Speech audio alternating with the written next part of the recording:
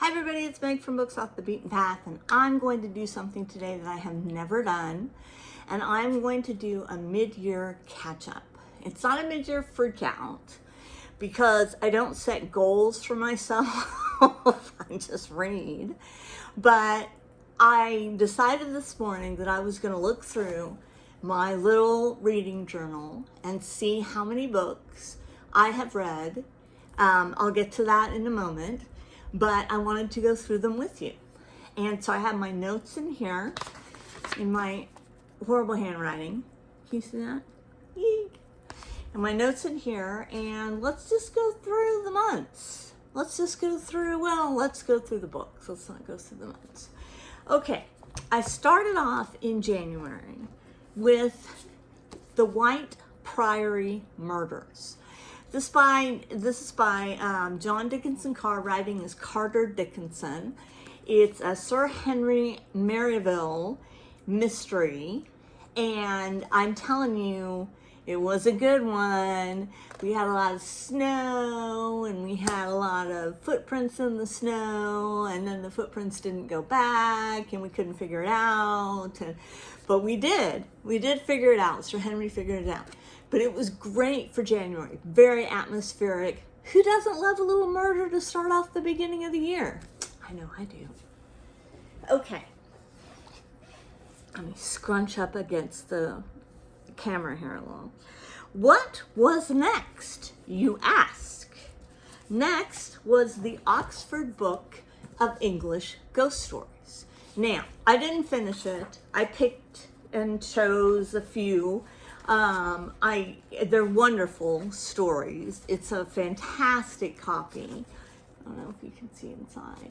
It fits well in the hand, as Philip likes to say, and it's just great. I love ghost stories, real, fictional, whatever. Give me a ghost story. But I read several of these, and so I'm counting it as reading the book because I read several of these. But I'll dive back in as we get closer to spooky season. Okay. Then I read Sir Arthur Conan Doyle's Tales of Terror and Mystery. Well, they weren't that terrifying. A few of them were mysterious. But I don't think we ever quite crested at terror. We never quite crested at terror. But still, it's Sir Arthur Conan Doyle, and it's a cool little paperback that I found at a used bookstore. And I loved it. I have a couple of books in here that I didn't love, but I have to keep track of where I'm at, because I'll post pictures of them, because I can't find my copy of one, and another one I threw out. Okay. And then I decided to go back to John Dickinson Carr, and I did the Plague Court Murders. Now, this one I liked better than the White Priory Murders. This one had, again, it had Sir Henry Merivale, but this one had this wild fence thing. I don't want to give it away if you ever read it, but if you ever come across this, and it's a beautiful copy, it's an Otto Penzler Presents American Mystery Classics. A lot of people think that John Dickinson Carr was British, but no, he was American. And but this one was great. It had this fence, and again, we had a lot of snow, and we had a lot of impossibility of the crime. 5 stars. Okay, what's next? Let me look. Sorry. Okay, then we had Consider Miss Lily. This was, don't consider Miss Lily. I would not recommend this book unless you're really into post-World War II Christian discipline.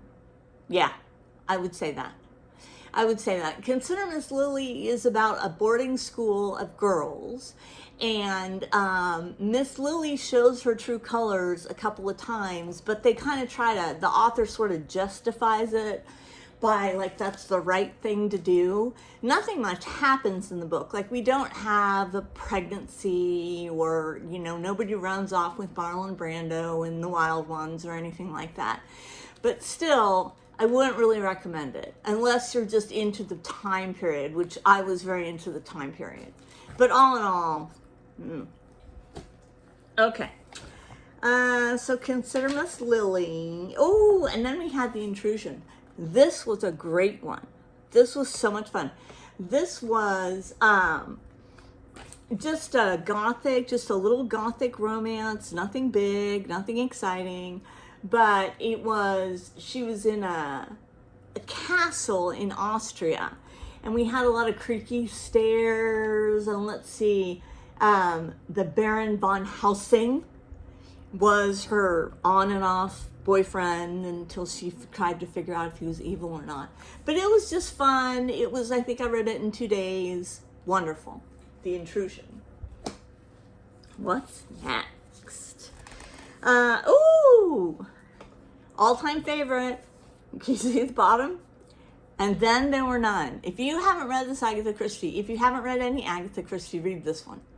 Because this one is really good. I even found this one a little scary, a little creepy. I don't normally find my mysteries scary. I find them more interesting, but this one had a good creep factor to it. So Aggie, merci beaucoup. What's next? What's next? Let's consult the book. Because like I said, I had a couple that I don't have copies of. Aha! Okay, then I wanted to get a little bit back to my vintage, and so I went with Cherry Ames, Private Duty Nurse. And in this one, Cherry Ames is the nurse to a pianist, and he can't be made excited, or he won't be able to play the piano. And so she has to watch him all the time and everything like that. And it was a great Cherry Ames, you know? Love Cherry Ames. Oh, I think hubby's coming in. Let me pause. Okay, it wasn't him. I guess it was just random people walking down the street that Moose decided to whine at. So got me all excited there. I don't like to film when he's around because he makes fun of me. He stands over behind the camera and like moons me and makes funny faces and everything like that. I'm trying to take this seriously. Okay, what was after Cherry Ames? That's where we left off. What was after Cherry Ames? Snowfire by Phyllis May Whitney. Do you guys remember this one? Do you remember my review of this one? Fondue! Everything was about the goddamn fondue. I mean, she risked her life to make the fondue. So, but it was good. It was fun. I love Phyllis May Whitney. She's a lot of fun. So, Fondue. Look that one up if you remember any of my videos. Look that one up. The Secret Book Society, what a disappointment. My mother got me this. It's a beautiful book. The idea was that these Victorian ladies were going to sit around and read great books because they had been told by their male significant others that they couldn't do it. And then one of them goes to a mental hospital, and it just fell flat for me. It just fell flat. It was trying to make reading, it was making reading very rebellious for these women. And I didn't hate it, but I never got attached to any of the characters. So when the one character went to the mental hospital, old Meg here was like, meh, let's see if she gets out. Sorry. That was mean, wasn't it? Okay. Okay, so this one, I have to put a picture up. This is Let the Right One In. I found it so disgusting and so perverted. Heather and I were going to buddy read it. It's a vampire story, but I couldn't get past all of the child pornography at the beginning because there's a lot of it, and so I actually threw it away. But I'm still counting it because I read more than half, so I'm still counting it. But it was awful. The next one I have to put a picture up of, it was Wuthering Heights, which I enjoyed immensely. I really enjoyed it. Not a love story. I would never really read it again. It's not one of my favorite Brontes, and I can't find it. I don't know what I've done with it. I know I didn't throw it away, but I can't find it in all of my library bookshelves and everything like that in my house. So I don't know where it is. But, I recommend it. Everybody should read it just to say you've read it. That's a stupid excuse, isn't it? Never mind, I didn't say that. What's next? Oh, True to You. This was fun. This was teen fiction, 1950. And she had to go. She had a wonderful summer. And then she found out that the school system was redistricting. So she had to go to a different school. And it was really hard on her. I mean, really hard on her. And so it was about her finding her way in this new school.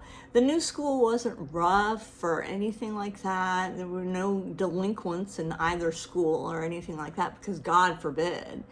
But it was a really good story. And if I was a teen in the 50s, I would recommend it as I recommend it now. It's called True to You. Okay, what happened after that? Ooh, yeah. Favorite, The Witch of Blackbird Pond. This, I can't believe I put reading this off for so many years. I put off reading this for so many years. This was fantastic. This was a great, great, great, great, great story. It was atmospheric. The Witch of Blackbird Pond is not who you think she is. It's not the woman on the cover, but it was fantastic. And I can see why it's on reading lists everywhere. Okay, what's next? Oh, Judy Bolton. Sorry, I went off screen for a little bit. Judy Bolton. I found this one. I was so excited. It's The Mark on the Mirror. And the whole mystery is based on the fact that Judy is cleaning house and she sees a mark on the mirror. And you have to understand that Judy's father is a doctor. And so their house is where the patients come. I hope he doesn't do procedures there, but the house is where the patients come for their consults. And so she was cleaning up the waiting area and she found a mark on the mirror. And that was, the whole mystery was about this mark on the mirror. But it was Judy Bolton. And she's so cool. I love her. Okay. What was that? Judy Bolton. This one I DNF'd. But I read more than half, so I'm counting it. Me and Shakespeare. This one had such high hopes for, because I really wanted a book about how Shakespeare had changed his life. But it was mostly about the New York theater scene, and there was a lot of name dropping. And it was really more about, it should have just been me and a playwright. Because we didn't get a lot of Shakespeare. I didn't feel like we got a lot of Shakespeare in it. So, but I read half, so I counted it. And if you want to go toe-to-toe with me on that, leave it in the comments, because I think reading half counts. Okay, what else? Ooh.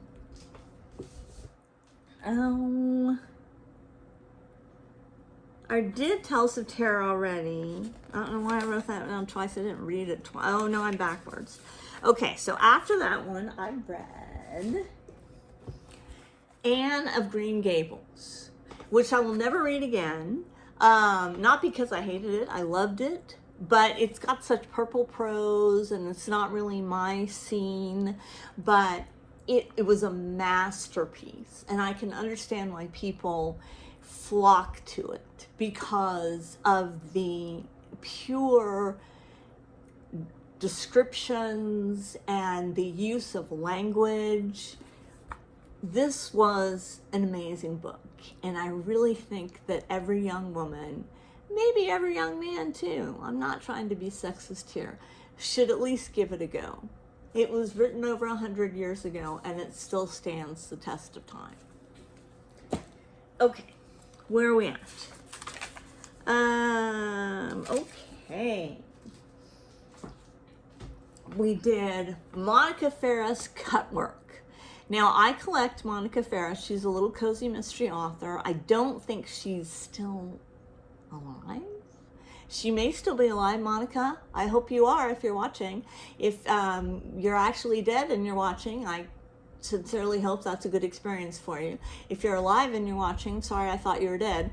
But this one, great book. It has that small town feel. It's all about her owning a needle workshop, and you know how I love my needlework. It was just fantastic. Loved it. Cutwork. Then I read one of the best Agatha Christie's I've ever read. This is a series of short stories, and it's called... Okay, my iPhone's about to run out of storage, so I'm going to go super fast. I read The Vampire Lestat, which took me almost a month to read, and I was disappointed by it. I mean, it was interesting, but the origin story went on too long. I was like, just give me Lestat. That's all I want. And at the moment, I'm reading A Treasury of Great Mysteries. And this is like the Oxford Book of Ghost Stories. It's just a whole bunch of short story mysteries in there. And I'm reading one right now, An Ellery Queen, which is fantastic. So I did the math, and in case you want to know, I read 3 books a month. 3. And that is not that bad for a slow reader. Not that bad at all. I'm sorry about the myriad of interruptions, but I really wanted to do that. I wanted to show off and kind of condense. We're halfway through the year, and I'll do another one at the end of the year, and we'll just see what comes up. In the meantime, I hope you guys have a wonderful day, and I will check you later.